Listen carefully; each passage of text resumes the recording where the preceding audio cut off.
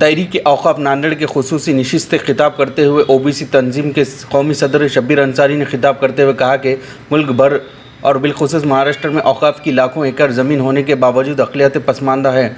इनकी बहबूद, तरक्की और माशी इस्तेकाम पहुँचाने के लिए हुकूमत औक़ाफ़ की ज़मीन का सही तरीक़े से इस्तेमाल करे, जिससे अक़लियत और पसमानदा तबकों की फ़लाह व बहबूद हो सके। विसावा होटल में मुनक़दा इस नशिस्त में फ़ारूक अहमद ज़िला सदर तहरीक औक़ाफ़ नांदेड़, रिजवान कुरैशी तहरीक औक़ाफ़ नांदेड़, अल्ताफ़ अहमद सानी सदर माइनॉरिटी मीडिया एसोसिएशन, मौलाना अब्दुल अज़ीम रज़वी, अब्दुल हफ़ीज़, करामतुल्लाह खान, मोहम्मद रईस व दीगर ने भी जलसे में शिरकत की और अपने तासुरात बयान किए। किसको भी जाना है तो वो डक्कन की मस्जिद में जाके पूछ लीजिए कि तहरीक औक़ाफ़ के सदर शब्बीर अंसारी कह रहे थे और ये जो कब्ज़ा था कैसे हटा और कैसे कई ज़मानों से कब्ज़ा था और अच्छे अच्छे लोगों का कब्ज़ा था, वो कब्ज़ा हटाया और दिया गणेश पेट जैसी जगह ऊना के अंदर, बिल्कुल हिंदू वहाँ की ज़मीन हमने इसी तरीके से जबरदस्ती करते। जहाँ हम लड़ते हैं, अब जैसा औरंगाबाद में 2-4 जगह है मगर हमारी ताकत नहीं लड़ रही है। सुप्रीम कोर्ट ने ऑर्डर दिया है कि वहाँ पर जाके हम कब्जा लीजिए, मगर बोर्ड के लोगों को इतनी ताकत नहीं, जा नहीं रहे, हमको जाना पड़ेगा।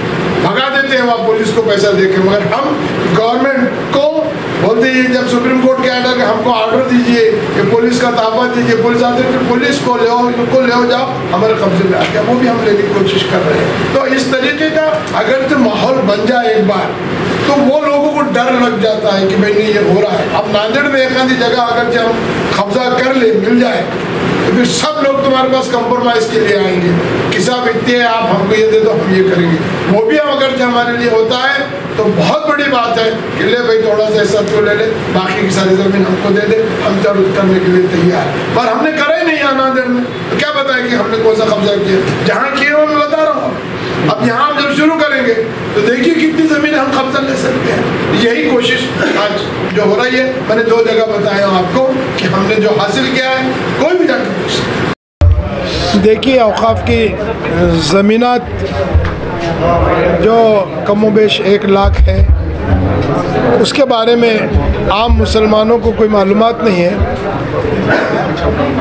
औक़ाफ़ के बारे में, औक़ाफ़ की ज़मीनात के बारे में, उसके क़वानीन के बारे में हमारी कौम में बेदारी पैदा करना यही मतलब है। और इसी मकसद के लिए आज ये यहाँ पर फ़ारूक अहमद साहब के सदारत में मीटिंग रखी गई है। क्या नया अमल किया?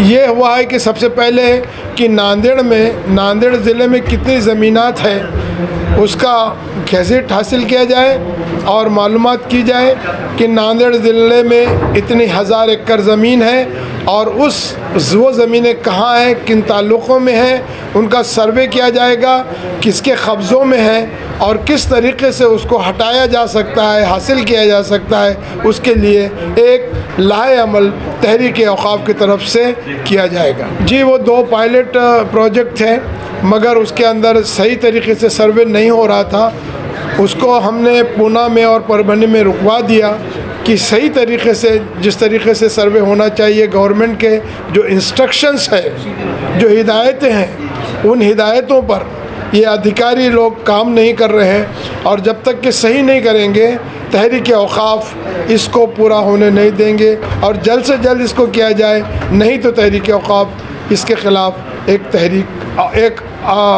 ये चलाएगी, वो अपना एहतजाज करेगी। अल्हम्दुलिल्लाह तहरीक औक़ाफ़ की जो एक ज़िम्मेदारी आली जनाब शब्बीर अंसारी साहब ने हमको दी थी, उस ताल्लुक़ से आगे एक्टिविटी को बढ़ाने को लेकर शब्बीर अंसारी साहब के रहनुमाई में आज एक मीटिंग रखी गई थी।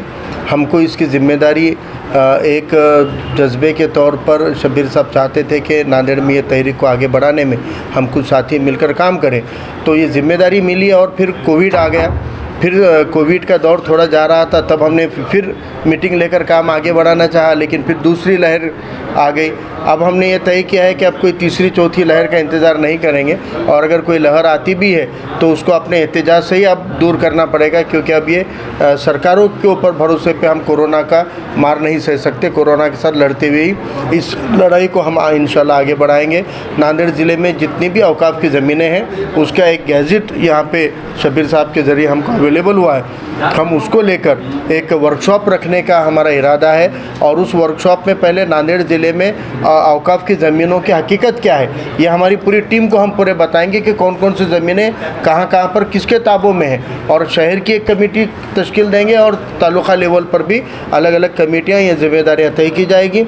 और उसमें जो प्रायोरिटी के मुद्दे हैं कि कौन सी ज़मीनों की लड़ाई अव्वल दर्जे में हमको लड़नी है, वो कुछ लड़ाइयों को हाथ में लेकर इंशाल्लाह हम बहुत जल्द इसका आगाज़ करेंगे। नांदेड़ के तमाम नौजवानों को, तमाम कौम की मिल्लत की फ़िक्र और ज़िक्र में शामिल होने वाली शख्सियतों को हम ये इल्तिजा करते हैं कि ये बहुत बड़ा काम है, इसको एक बहुत बड़ी ताकत की ज़रूरत होती है। जो अपने कौम के लिए बेलौस लड़ना चाहते हैं, बेबाक तरीके से लड़ना चाहते हैं, वो तमाम नौजवान और तमाम लोग हमसे जुड़ने के लिए रिजवान कुरैशी साहब को, एडवोकेट शेख बिलाल को, मुझे या हमारी जितनी भी टीम के साथी हैं, इन तक आप इतला भेजिए कि आप इससे जुड़ कर काम करना चाह रहे हैं। तो इंशाल्लाह अगली मीटिंग में आपको बुलाकर एक टीम यहाँ पे हम गठित करेंगे और उसके ज़रिए इंशाल्लाह काम करेंगे। लेटेस्ट न्यूज़ के लिए हमारे चैनल को सब्सक्राइब करें और नोटिफिकेशन सबसे पहले पाने के लिए बेल आइकन प्रेस करें।